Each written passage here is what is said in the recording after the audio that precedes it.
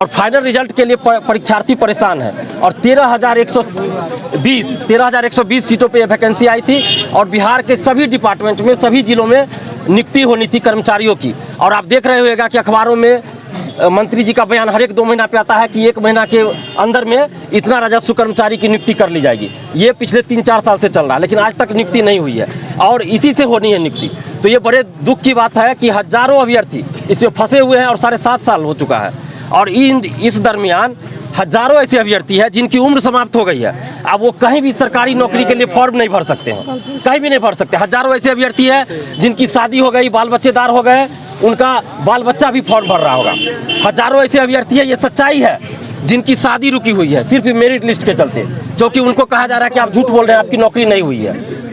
हजारों ऐसे अभ्यर्थी हैं जिनके सिस्टर की शादी रुकी हुई है। जैसे तारीख पे तारीख मेरिट लिस्ट का हो रहा है ना, वैसे इनकी शादी का तारीख पे तारीख हो रहा है। तो ये बहुत गलत है ये। और मेरे पास मैं दिखा सकता हूं, अगर जिनको विश्वास नहीं हो, मेरे पास प्रूफ है। व्हाट्सएप पे मैसेज आया हुआ है, फोन कॉल आया हुआ है कि सुसाइड करने जा रहे हैं। रात के 2 बजे में स्टूडेंट्स फोन करते हैं कि हम सुसाइड करने जा रहे हैं। आप सोच सकते हैं कितना दुख होगा उनके अंदर, कितना दर्द होगा कि 2 बजे रात में कोई स्टूडेंट्स फोन करे कि हम जा रहे हैं सुसाइड करने। वीडियो कॉलिंग करके फंदा लगाते रहता है कि हम जा रहे हैं पंखा में लटकने। आप बताइए आपकी मांग क्या है? हमारी मांग यही है कि मेरिट लिस्ट जल्द से जल्द जारी हो और ज्वाइनिंग जल्द से जल्द हो, क्योंकि 7.5 साल हो चुका है। अब और इंतजार नहीं हो सकता है और इन सारे अभ्यर्थियों को न्याय मिलना चाहिए और 7.5 साल से जो बनवास है वो खत्म होना चाहिए।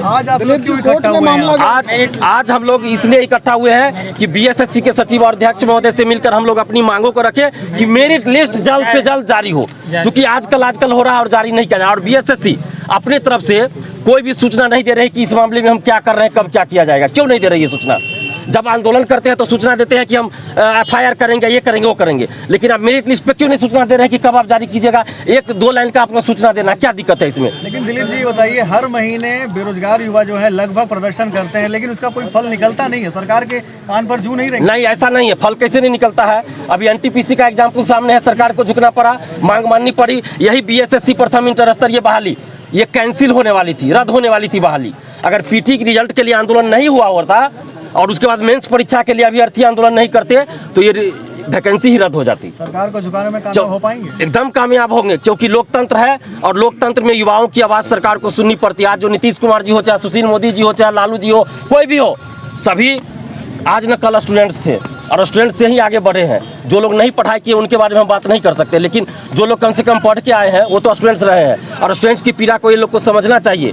जिस सीढ़ी को चढ़ के ऊपर आए उस सीढ़ी को तोड़ने का कोशिश ना करें नीतीश कुमार जी, नहीं तो वैसे भी इनका जो है डमाडोल है सब कुछ। तो कम से कम युवाओं की बात सुन लीजिए, नहीं तो फिर कहते हैं ना कि अंत भला तो सब भला। यही बोले थे 2020 के चुनाव में, बोले थे ना कि अंत भला तो सब भला।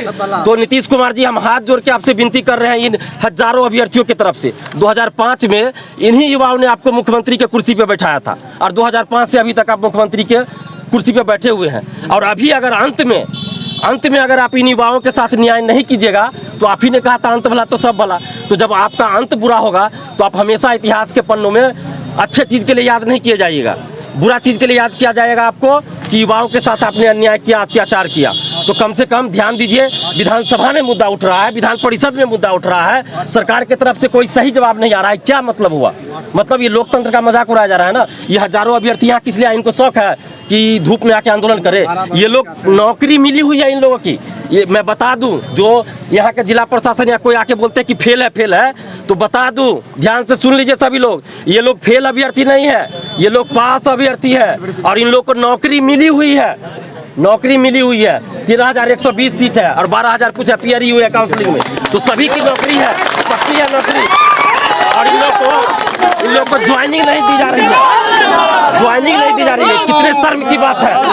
तो हम तो हाथ जोड़ के विनती कर रहे हैं नीतीश कुमार जी से कि आप जो है गठबंधन बदलिए, सरकार बदलिए, जो करना है पार्टी बदलिए, लेकिन इन युवाओं के साथ न्याय कर दीजिए, ताकि आप इतिहास में, कहते हैं कि अमर हो जाना, युवाओं के नजर में आप अमर हो जाइएगा, आपका कार्य अमर हो जाएगा। लेकिन अंत में अगर आप युवाओं के साथ न्याय नहीं कीजिएगा तो काला अक्षर में आपका नाम लिखा जाएगा। ये निश्चित है।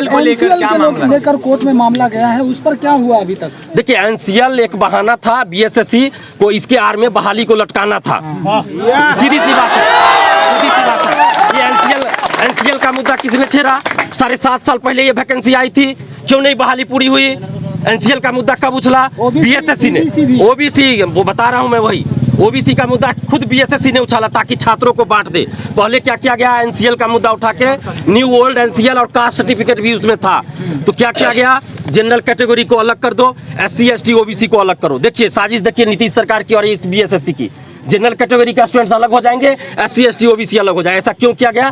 क्योंकि पीटी के रिजल्ट के लिए, पीटी के एग्जाम के लिए, मेंस के एग्जाम के लिए, काउंसलिंग के लिए सभी परीक्षार्थी मिलकर आंदोलन कर रहे थे। ये चीज इन लोगों को जो है नहीं पचा कि छात्र एकजुट है, ये तो कुछ भी कर सकते हैं, सरकार बदल सकते हैं, तो डर हो गया। तो बांटो पहले कैटेगरी में, उसके बाद क्या हुआ देखिए कि अरे एससी एसटी ओबीसी को अलग कर दिए, जनरल को अलग कर दिए, तो हुआ ही नहीं।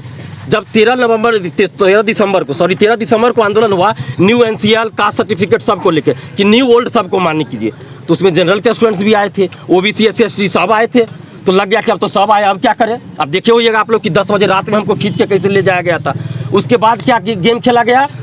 कास्ट सर्टिफिकेट को वैलिड कर दिया गया, नया पुराना दोनों, यानी कि अब कास्ट के आधार पे बांटो, तो कास्ट वैलिड कर दिया गया, तो एससी एसटी अलग, ओबीसी में भी ओल्ड एनसीएल वाले अलग हो जाएंगे और जनरल कैटेगरी अलग और न्यू एनसीएल वाले अलग हो जाएंगे। ये बांटने की साजिश सरकार की चल रही थी। सरकार को नौकरी देने का कुछ मन नहीं है क्या? नौकरी देने का बिल्कुल मन नहीं है, नहीं तो 7.5 साल में मुख्यमंत्री दी 4 बार मुख्यमंत्री पद की शपथ ले चुके हैं, 2 बार गठबंधन बदल चुके हैं। अगर मैं गलत बोल रहा हूं तो बोलिए, और हो सकता है तीसरी बार भी गठबंधन बदले या जो करे। तो ये कितने शर्म की बात है, एक वैकेंसी पूरी नहीं हुई, तो ये तो बड़ी शर्म की बात है। और न्यू एनसीएल का जो बात आप लोग कर रहे हैं, तो ये मामला कोर्ट में है और सामान्य प्रशासन विभाग, विधि विभाग द्वारा दिशा निर्देश दिया जा चुका है बीएसएससी को, तो फिर अब किस लिए देरी है भाई? जब बीएसएससी ने 13 दिसंबर को नोटिस जारी करके कहा था, आप देख लीजिए अभी भी उनके वेबसाइट पे होगा कि सरकार के दिशा निर्देशों का हम पालन करेंगे, तो सरकार ने दिशा निर्देश दे दिया, तो आप पालन कीजिए। 25 फरवरी को ही दे दिया, तो अब आप जल्द से जल्द मेरिट लिस्ट जारी कर दीजिए। हम लोग तो यही मांग करें कि merit list, only merit list चाहिए, इन लोग की नौकरी चाहिए, ज्वाइनिंग चाहिए। अगर ऐसा नहीं किया जाता है तो फिर ये बिहार की धरती है। NTPC, railway NTPC group D के आंदोलन को याद कर लीजिए एक बार, बीएसएससी के सचिव और अध्यक्ष महोदय, हमारी शांति और हमारी जो ये शांतिपूर्वक आंदोलन, उसको हमारी कमजोरी मत समझिए। ये बिहार का युवा है, जिस दिन उबलेगा ना ज्वालामुखी फटेगा, जैसे एनटीपीसी में फटा था।